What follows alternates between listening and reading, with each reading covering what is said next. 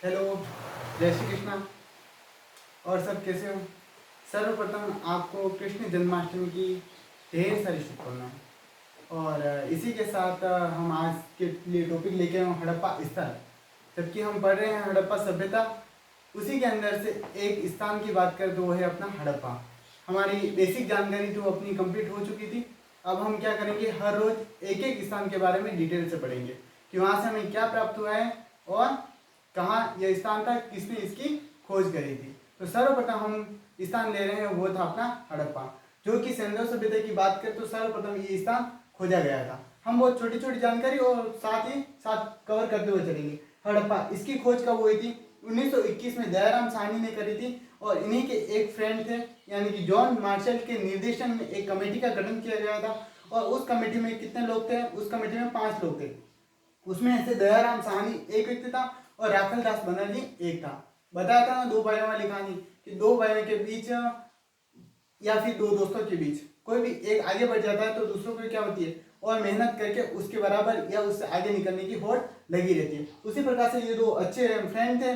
तो फ्रेंड होने के कारण क्या होता है कि इनको सफलता मिल जाती है 1921 में। और इनके सफलता मिल जाने के कारण राखलदास जो बनर्जी थे उनको इस बात का दुख होता है कि मेरा जो फ्रेंड था वो कामयाब हो गया। वो भी बहुत मेहनत करते हैं और मोहनजोदड़ो की खोज वो कर देते हैं 1922 ईस्वी में। इसी के साथ बात करें तो उस समय कौन थे? निर्देशक थे आपके जॉन मार्शल। और इन्होंने खोज कब करी है? 1921 में हड़प्पा की खोज करी है। और इसके उत्खनन की बात करें तो उत्खनन कब करा है? उत्खनन करा है 2 बार इसका उत्खनन हुआ है। व्यापक स्तर पर उत्खनन हुआ 1926 ईस्वी में और दूसरी बार उत्खनन हुआ 1946 ईस्वी में। माधव स्वरूपम वत्स,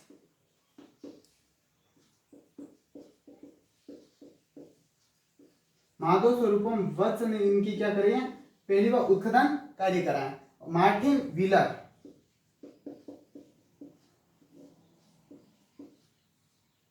मार्टिन व्हीलर ने दूसरी बार इसका उत्खनन कार्य करा है 1946 ईस्वी में। इसी के साथ बात करें तो दुर्ग टीला, दुर्ग टीला, इस यहाँ से हमें 2 प्रकार के दुर्ग मिले हैं। और संपूर्ण सिंधु सभ्यता की बात करें तो हर स्थान में, अगर हम मोहनजोदड़ो की बात करें, कालीबंगा की बात करें, लोथल की बात करें, धोलावीरा की, हर स्थान की बात करें, संपूर्ण सिंधु सभ्यता की बात करें तो हर स्थान से हमें 2-2 जो दुर्ग प्राप्त हुए हैं। एक हम कह सकते हैं पूरब की तरफ था, एक था पश्चिम की तरफ। तो पूरब की तरफ और पश्चिम की तरफ, एक पूरब की तरफ बहुत बड़ा था, पश्चिम की तरफ थोड़ा छोटा था।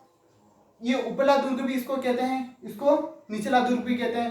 पूरब की तरफ होने के कारण इसे पूरी दुर्ग भी कहते हैं और पश्चिम की तरफ होने के कारण पश्चिमी टीला भी इसको कहा जाता है। ऐसा कहा जाता है कि यहाँ पर प्रशासनिक लोग निवास करते होंगे और यहाँ पे कौन से लोग? आम लोग थे या मजदूर लोग थे या फिर श्रमिक या व्यापारी लोग निवास करते होंगे। तो हड़प्पा से हमें 2 टीलों की जानकारी भी प्राप्त होती है। एक है अपना पश्चिमी टीला, एक है पूर्वी टीला। पश्चिमी टीला, पूर्वी टीला। ऐसा कहा जाता है कि पश्चिमी टीले में प्रशासनिक लोग निवास करते होंगे और पूर्वी टीले में हमें किस प्रकार से लोग, मजदूर लोग हैं, व्यापारी लोग हैं या फिर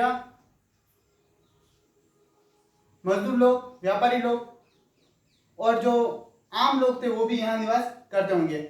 इन नगर के बीच में जो बाहर की तरफ बात करें तो इसके अंदर हमें चबूतरे भी बहुत सारे प्राप्त हुए। चबूतरे यानी कि वहां पे शाम को सारे लोग थके हारे आकर बैठते होंगे और बैठ के वो बातें करते होंगे, यानी आराम करने के लिए उन्होंने चबूतरे की व्यवस्था भी करी थी। ऐसा कहा जाता है कि जो सिंधु घाटी सभ्यता की जो उस समय की सभ्यता, उस समय ये सभ्यता इतनी विकसित थी जितने आज भी नगर विकसित नहीं है। अगर बात करें आधुनिक युग में तो अब अगर किसी शहर का निर्माण होता है तो पहले क्या होता है? सड़कें बनती हैं और उसके बाद क्या होता है कि सड़कें बनने के बाद मकान बनते हैं। परंतु इस सभ्यता में इसी प्रकार की अब प्रक्रिया है वो अपनाई हुई थी और प्रक्रिया अपनाने के कारण ऐसा कहा जाता है कि इसकी जो सड़कें थी वो समकोण पर काटती थी। समकोण पर यानी कि 90 डिग्री के कोण पर, यानी बहुत व्यवस्थित मकान बने हुए थे। बहुत व्यवस्थित मकान हो जाने के कारण हम ये आराम से कह सकते हैं कि पहले सड़कों का निर्माण हुआ होगा और उसके बाद भवनों का निर्माण हुआ होगा। परंतु मकानों की एक विशेषता और भी थी। मकानों की ये विशेषता थी कि इसके जो मुख्य द्वार होते थे वो मुख्य द्वार कभी भी, मुख्य द्वार की बात करें तो द्वार कभी भी मुख्य सड़क की ओर नहीं खुलते थे। जैसे कि बात करें तो ये सड़क है, इसके यहाँ पर क्या करा था? एक सड़क और होती थी। ये सारे मकान होते थे और मकान का दरवाजे किस तरफ खुल जाता? इस प्रकार इधर खुल जाता था और इधर के दरवाजे भी इधर खुल जाते थे, मकानों के दरवाजे इधर, यानी कि इनके जो दरवाजे थे मकानों के वो आमने सामने थे तथा मुख्य रोड पर न खुल के ये एक गली में खुलते थे। इसी के एक बात करें कि अपवाद स्वरूप तो लोथल के अंदर हम बात करें तो लोथल अपवाद स्वरूप है, सिर्फ एक ही नगर है जिसके जहां से हमें मकान के जो दरवाजे हैं मुख्य सड़क की ओर खुले हुए हमें प्राप्त होते हैं। यहाँ से बात करें तो हमें अनानागार भी प्राप्त हुए। अनानागार समझते हो?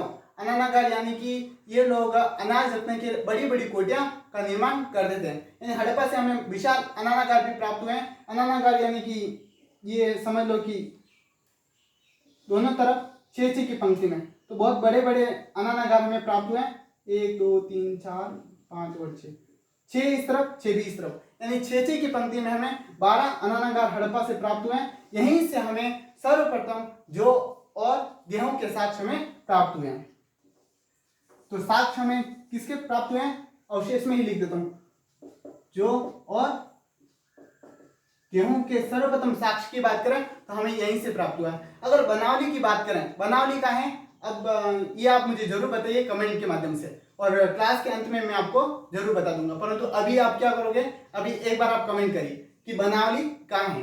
तो बनावली से हमें उत्तम किस्म के जौ के साक्ष्य हमें बनावली से प्राप्त हुए हैं। और बनावली से उत्तम किस्म के जौ हमें बनावली से प्राप्त हुए हैं, तो सर्वप्रथम हमें जौ के साक्ष्य कहाँ से प्राप्त हुए हैं? तो वो हमें प्राप्त हुए हैं हड़प्पा से। ये हमें याद रखना है।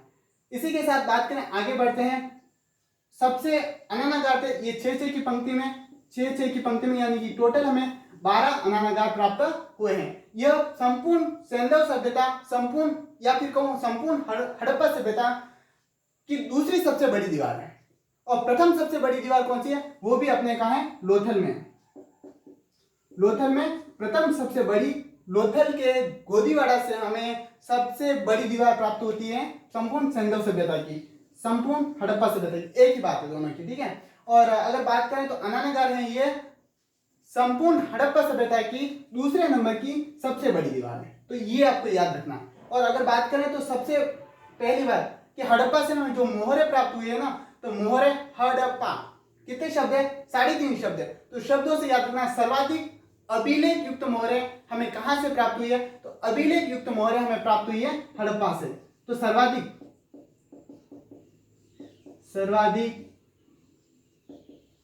अभिलेख युक्त मोहरे, ठीक है। सर्वाधिक अभिलेख युक्त मोहरे हमें कहां से प्राप्त हुई है? तो अभिलेख युक्त सर्वाधिक मोहरे हमें हड़प्पा से प्राप्त हुए हैं। जबकि सर्वाधिक मोहरे हमें कहां से प्राप्त हुई है? तो सर्वाधिक मोहरे में प्राप्त हुई है मोहनजोदड़ो से। देखो नाम से पता चला, मोहनजोदड़ो, मोहनजोदड़ो। तो सर्वाधिक अक्षर है इसके अंदर, तो सर्वाधिक अक्षर होने के कारण जो सर्वाधिक मुद्रा हमें प्राप्त हुई है वो हमें यहीं से प्राप्त हुई है। मुद्रा 3 प्रकार की होती थी, वर्गाकार, आयताकार, और एक थी वर्गाकार, आयताकार, और एक वर्गाकार, आयताकार और वृत्ताकार। वृत्ताकार भूल गया। तो 3 प्रकार की थी, वर्गाकार, आयताकार और वृत्ताकार। 3 प्रकार की मोहरे थी और यह सेलखड़ी नामक पत्थर से बनाई गई थी। इसी के साथ आगे बढ़ते हैं। तो इनके अगर मुख्य द्वार की बात करें तो नगर टीला था, उसके मुख्य द्वार पूरी दिशा में था, यानी पूरी जो मुख्य द्वार होता है वो पूरी दिशा में इसका द्वार हुआ करता था। यहीं से आगे बढ़ते हैं और यहाँ से हमें कब्रिस्तान के साक्ष्य मिले। और कब्रिस्तान के साक्ष्य में कहाँ से नहीं मिले? एक ही स्थान है, वो है मोहनजोदड़ो से हमें कब्रिस्तान के साक्ष्य नहीं मिले। जबकि इस नगर के दक्षिणी भाग से हमें कब्रिस्तान के साक्ष्य मिले। और कितने कब्रिस्तान मिले? 2 कब्रिस्तान मिले। एक कब्रिस्तान मिला है R37 और दूसरा कब्रिस्तान है अपना H। और H से हमें, या बात करें इस कब्रिस्तान से हमें लिपि भी प्राप्त हुई है, जो किस भाषा में है? हड़प्पाई लिपि भी कह सकते हैं, यानी कि आज दिन तक उसको पढ़ा नहीं गया। बार बार शब्द ये यूज कर रहा हूं मैं ताकि आपको ये समझ में आ सके कि इस लिपि को पढ़ा नहीं गया। हम इस बात को भूल नहीं सकते क्योंकि ये हमारे लिए बहुत ज्यादा जरूरी है। अब यहाँ से आगे बढ़ते हैं तो हम इसके बारे में देखते हैं कि और हमें यहाँ से क्या क्या साक्ष्य प्राप्त हुए हैं। तो सर्वप्रथम स्त्री के गर्भ से निकलते हुए पौधे की नर मूर्ति, यानी कि इसे हम मातृ देवी भी कर सकते हैं, उर्वरा देवी भी कह सकते हैं। यह हमें कहां से प्राप्त हुई है? यह हमें हड़प्पा से प्राप्त हुई है। इसके बाद बात करें तो नरबंध प्रस्तर, यानी कि बिना धड़ का पाषाण मूर्ति या मृण मूर्ति हमें कहां से प्राप्त हुई है? ये हुई है नरकबंध प्रस्तर से। सॉरी, नरकबंध प्रस्तर यानी कि बिना धड़ की मूर्ति हमें प्राप्त हुई है, उसको क्या कहा जाता है? नरकबंध प्रस्तर। प्रसाधन मंजूषा, कौन बता सकता है? प्रसाधन मंजूषा यानी कि श्रृंगार पेटी। कौन सी? श्रृंगार पेटी भी हमें कहां से प्राप्त हुई है? यही हड़प्पा से प्राप्त हुई है। कांसे का दर्पण भी हमें यहीं से प्राप्त हुआ है, यानी कि ये लोग सजने और संवरने में रुचि लेते होंगे, यानी कि इन्हें भी ऐसा लगता होगा कि मैं बढ़िया लग रहा हूँ या लग रही हूँ। इसी के साथ बात करें तो स्वास्तिक का चिन्ह भी हमें कहाँ से प्राप्त हुआ है? स्वास्तिक का चिन्ह भी हमें हड़प्पा से ही प्राप्त हुआ है। स्वास्तिक का चिन्ह कैसा होता है पता? ये इस प्रकार से, अपनी भाषा में कहे तो हाथियों। हमें सबसे पहले कहाँ से प्राप्त हुआ है? स्वास्तिक का चिन्ह हमें प्राप्त हुआ है हड़प्पा से। और इसी के साथ आगे बढ़ते हैं और हम बात करते हैं कि हमें सबसे बड़ी दीवार कहां से प्राप्त हुई है? तो सबसे बड़ी दीवार जो प्राप्त हुई है वो लोथल से प्राप्त हुई है। लोथल के गोदीवाड़ा से हमें सबसे बड़ी जो दीवार प्राप्त हुई है वो एक स्टेडियम के रूप में हमें मिलती है। और उसके बाद अगर बात करें तो दूसरी सबसे बड़ी दीवार कहां से मिली है? तो दूसरी सबसे बड़ी दीवार मिली है हमें अनानागार। ये कहाँ है? हड़प्पा में। ये पूरी हड़प्पा सभ्यता की दूसरी सबसे बड़ी सभ्यता है। कब्रिस्तान के साक्ष्य हमें मिले हैं, दक्षिण से मिले हैं, 2 प्रकार के कब्रिस्तान हमें मिले। इसका नामकरण हमने R37 और H से कराए हैं। इसके बाद बात करें कि कब्रिस्तान के साक्ष्य में कहां से नहीं प्राप्त हुए? तो कब्रिस्तान के साक्ष्य में कहां से प्राप्त नहीं हुए? मोहनजोदड़ो से प्राप्त नहीं हुए। बनावली कहाँ है? बनावली अपने हरियाणा में है और हरियाणा के घग्गर नदी के किनारे बनावली विकसित हुई और यहाँ पर मिट्टी के हल के साक्ष्य हमें प्राप्त हुए। यानी हम कह सकते हैं कि मिट्टी का हल हमें कहां से प्राप्त हुआ? तो वो हमें प्राप्त हुआ है बनावली से। इसी के साथ आगे बढ़ते हैं और जो घग्गर नदी है उसको प्राचीन सरस्वती नदी, मृत नदी, नट नदी भी कहा जाता है। इसी के किनारे आपकी कालीबंगा सभ्यता जो कि सिंधु सभ्यता का ही एक स्थान है या फिर हड़प्पा सभ्यता का ही एक स्थान है, वो सभ्यता हमें कहां से प्राप्त हुई है? घग्गर नदी के किनारे से विकसित हुई है। इसी के साथ आज अपना हड़प्पा का जो टॉपिक था वो पूरा कंप्लीट हो गया। आगे हम नेक्स्ट क्लास में पढ़ेंगे मोहनजोदड़ो। तो आपको आज का कंटेंट बढ़िया लगा है तो प्लीज़ लाइक सब्सक्राइब भी करिए और अपने दोस्तों को भी बताइए। देखिए, आप कमेंट करिए तो आपके जो कमेंट होते हैं वो हमारे लिए संजीवनी का काम करते हैं, यानी कि हमें और ज़्यादा कार्य करने की जो रुचि है वो उत्पन्न होती है। तो आप प्लीज़ हमें सपोर्ट करिए ताकि हम निरंतर आपके लिए ऐसी क्लासें उपलब्ध करा सकें। इसी के साथ बहुत बहुत धन्यवाद आपका। धन्यवाद।